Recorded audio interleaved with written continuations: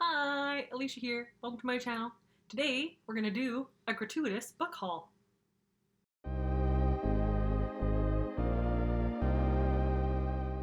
Yo. So I hope you are doing well, keeping safe, keeping sane. I am here today to bring you my first ever book haul on my channel. Book hauls are some of my favorite videos to watch because they give you an opportunity to see what other readers are also really excited about reading. I watch book haul videos obsessively. They feed some comfort need within me that is, it's just an itch that I like to scratch. That being said, I do have a problem with book hauls because they also definitely feed that like compulsive need to consume that is definitely within me, and I am sure many other readers out there. It's definitely like the one type of video that makes me want to buy more books, which is bad. However, I'm not here to pretend that I don't buy books because I definitely do. But for the most part, my book buying habits involve buying thrifted books secondhand, taking books out of the library, and buying books from independent booksellers in the city that I live in. That's where I get like 99% of the books that I read. So I didn't actually buy any books in the month of March or April. So the majority of the books that I have here are from January, February, and then also the beginning of May. Because in late April, I learned that a couple of the independent bookstores in my city were doing book pickups and local deliveries. So we're back on my bullshit there. I'm just gonna go through these books and I'll tell you a little bit about them. When I went through the list, I did realize that pretty much every single book I have bought this year has been horror. I don't exclusively read horror, but it's just that's what your girl's into this year, this spooky year 2020. So without further ado, let's get into those books. The first book that I have to share with you is Song for the Unraveling World by Brian Evenson. This book was actually a gift. It was sent to me by a friend last month after I finished Last Days, also by him. That was one of the best books I had read last month and this year in general. And then a friend of mine mailed me this book in the mail. It was so nice and so unexpected, but I was so happy to receive it. This is a collection of 22 horror, thriller, noir short stories by Brian Evenson, and she described these as funny, dark, and generally what the fuck. So I am super excited to get to this, hoping to get to this one soon. Thanks again! The next couple of books that I found in those free little libraries. Does anybody else have those free little libraries in their community? Right around my house, like if I do like a 15-minute walk around my house, there's like 9 of them. So I frequent them, I put books in them, I borrow books from them. That is definitely one of my hobbies, to go troll around those, and there's usually some really good books in there. So I have 3 that I have picked up in the last couple of months from those free little libraries. The first free little library book that I picked up is The Hole by Hee Young Pyun. This is a Korean psychological thriller horror that is promised to be Misery meets The Vegetarian by Han Kang. So I am super excited about that. This is about a man who is just waking up from a coma from being in a car accident that ended up killing his wife. And apparently his whole body is broken, and he is being taken care of by his mother-in-law. And I guess it kind of gets creepier and creepier the more his care gets a little bit more ominous and upsetting from his mother-in-law. So I'm expecting this to be a psychological thriller horror, and I can't wait to get to it. Next, I've got Cult X by Fuminori Nakamura. This is about the sarin gas attacks in Tokyo, and it is about a man that kind of goes deep. It kind of gets sucked into this cult. It's a really big book, so I think it kind of does a lot of historical research and information gathering about this actual cult, and then kind of does a fictionalized story of a man getting sucked into it. This is a part of history, I think it was in 1995, yeah, that I've only kind of roughly scratched the surface of, but it is a very interesting and terrifying story. So I am really excited to dig into this one. The cover is really, really cool. And the last book that I found in a free little library is Imaginary Friend by Stephen Chbosky. I was really stoked to find this because it was pretty much new when I did find it. So somebody just read it and threw it away. Maybe they didn't like it. I don't know. So this is a epic, like, literary horror that follows a boy and his mom in a small town, and I guess the kid goes missing for like 6 days, and then when he comes back, he's different, and the story gets bigger from there. I've heard very mixed reviews about this, but I want to figure it out for myself. Stephen Chbosky is also the author of Perks of Being a Wallflower, so I'm kind of excited for his take on a horror. The rest of the books I have are books that I all bought new, so rip me. First up, we have got Cruel Works of Nature by Gemma Amor. This is a horror anthology by her. I bought this pretty much immediately after reading Dear Laura, which I absolutely loved. This is a collection of horror short stories. This edition also has really cool illustrations that she drew. She did an illustration associated with every story, so I'm pretty excited to get into the stories and see her little illustrations. The cover of this one is really spooky. Her writing is very beautiful and lyrical and gross at the same time, so stoked about that. Next up, I have Teatro Grotesco by Thomas Ligotti. I picked this up after seeing Jason's Weird Reads just kind of gush about this, so I'm really excited to try it.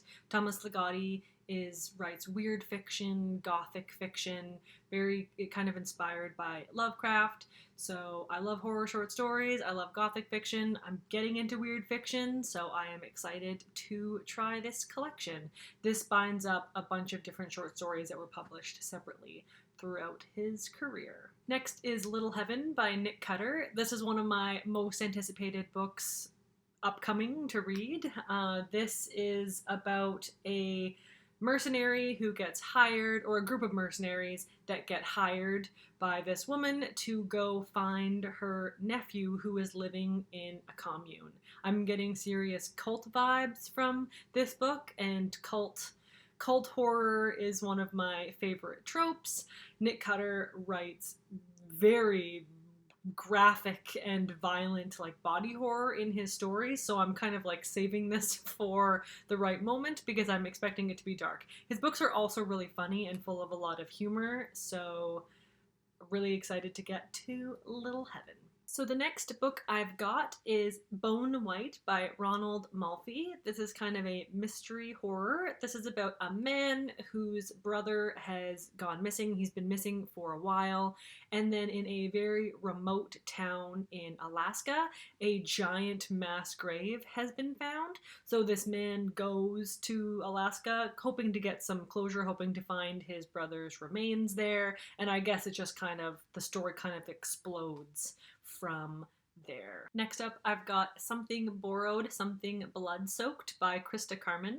This is a collection of 13 horror short stories. I have heard so many good things about this collection. I think it was Pretty in Paper Cuts who just called this the absolute perfect horror short story collection. So I love horror short stories. They are some of my favorite books to read. I have just read a couple of really good collections, so I'm definitely on a roll with it. I think I will be getting to this one pretty soon.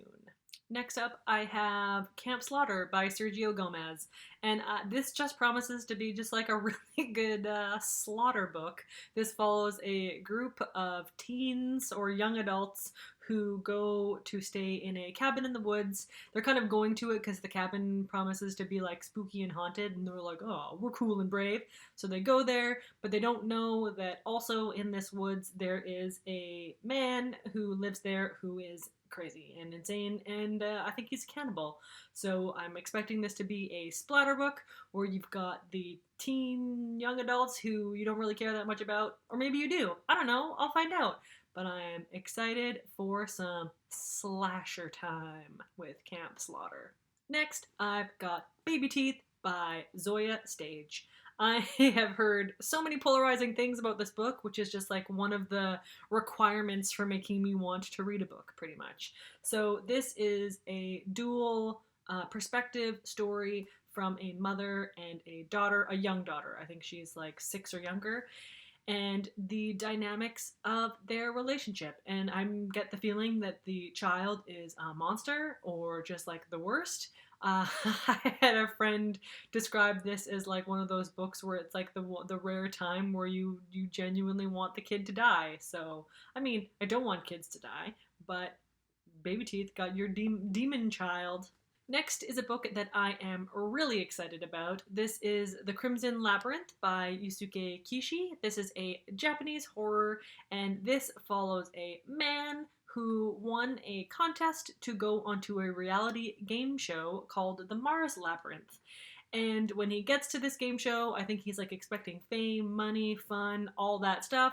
But then it turns into a horror, turns into a game show horror, which is like a trope that I am obsessed with. So I am super excited to get to The Crimson Labyrinth. Next up, we've got Fantastic Land, a scary theme park book.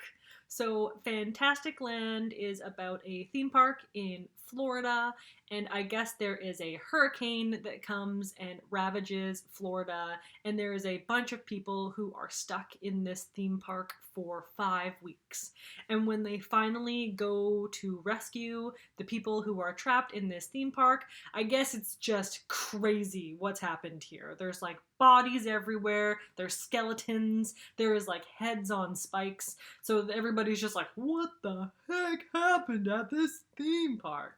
So the whole book is told as like kind of an interview fact-finding mission where they're doing like interviews with all of the survivors to try and piece together whatever the heck happened in the past 5 weeks. So a spooky theme park book. Why the heck not? The next 2 books follow a similar theme, and I picked them up together, hoping to kind of read them back to back. The first one is The Hunger by Alma Katsu. This is a literary horror about the events of the Donner Party, except she kind of takes a supernatural twist on the very real and horrific events of this. So I guess this is very much literary fiction with some supernatural twists and spooky elements. I've heard mixed things about this book, but I've heard enough good things to want to go and try it on my own. And then in the same vein, I also picked up The Indifferent Stars Above by Daniel James Brown. And this is a nonfiction story of the events of the Donner Party. So I figured I would read the literary supernatural fiction version and then the true events version. Next up, I bought 2 books by Jack Ketchum. I don't know why. I've heard he is absolutely nasty, and they are Off Season and The Girl Next Door. I kind of just bought these to be in on the club of reading just like some of the most upsetting and disturbing stories ever written. So I'm just here to torture myself. That's how I live my life. So The Girl Next Door is a fictionalized story about a very real crime in history where a girl whose parents died is basically bringing into the care of her aunt and is like heinously abused and ultimately murdered by her own family. So this is it promises to be very dark, very grim, very gross, very upsetting. I've heard it's a pain to read, but I just want to be in on it. And I also picked up Off Season, which is a cannibal story about a bunch of people who get eaten by a man. I think they are in a remote cabin in Maine. And then there's a cannibal on the loose. And this one also has some controversy around it because I guess when he first wrote it, everybody was like, no, this is too gross. This is too grim. You are not allowed to do this, Jack Ketchum. So it was published with a whole bunch of stuff taken out. of it, but then since then they've gone back to the original cut and packaged that up and sold it. So I just want to see what all the fuss was about. Next up, I have a new release. This is The Return by Rachel Harrison. This is about a girl who is in a group of friends, and I guess she goes missing, and everybody thinks she's dead, everybody doesn't know where she is, she's just gone. And then however many years after, 2 years to the day that she went missing, she returns. So her friends are like, oh my god, you're back, wee, let's go hang out. And then when her very much like BFFs from before she went missing come to hang out with her, there is something like really weird going on with their friend. Like, she is different, she is changed, she doesn't even have some of the memories of when they had their shared experience. Like, maybe that's trauma, maybe that's PTSD, or maybe something weird is going on with their friend who has returned. I'm excited about this one. This one might be more of a thriller. Excited about that. And finally, the last 2 books that I have picked up so far in 2020 are We Sold Our Souls and The Southern Book Club's Guide to Slaying Vampires by Grady Hendrix. I have previously read Horror Store and My Best Friend's Exorcism by him, and I just love his storytelling. He mixes horror, camp, comedy, and just like a lot of feeling and heart in his books in a way that is just, it's just absolutely a masterpiece. So We Sold Our Souls follows a washed up rock star. Her name is Chris, and in the 90s she was in a band called Dirtwork that was kind of on a trajectory for extreme stardom when the lead singer decided that he was going to go off and start his own solo career, and he basically became like the most famous rock star ever of all time. And then so she was kind of left in the back to kind of fizzle out, burn out, and just kind of not live up to the potential that she was on track for. So now this is a couple decades later, and she is kind of on the road to go confront this man and be like, what the hell, man, what'd you do? I'm kind of getting the vibes that maybe he like sold his soul to the devil to become a star. I am really excited to get to this one. And finally, the Southern Book Club's Guide to Slaying Vampires. This is his newest release. I believe this came out in March, maybe April. And this is a southern tale about a group of women living in a southern community. I believe it's Charleston. They're living in Charleston. And they are in a book club that is kind of the highlight of their friend circle, where they talk about true crime, they talk about horror, it's their thing. And then a man comes to town who is kind of harrying this group, kind of harrying the community, and I believe he ends up being a vampire. So this book club got to get together to save the day. I'm getting like Steel Magnolia vibes from this, and also mixed with a vampire. So stoked for that one too. So there's the stack of books that I bought so far in 2020. Let me know if you've read any of these and what you thought of them. Let me know if you are interested in reading any of these, and we can talk about it when we read them. Let me know if you think that there is any that I should get to like right away because they were super, super good. I'm a very chaotic reader, so I'll just pick one here, pick one there until I eventually get through them all. So thanks for being here. Thanks for watching. I really appreciate the dialogue about books. I just love talking about books. So until next time, see you, pals!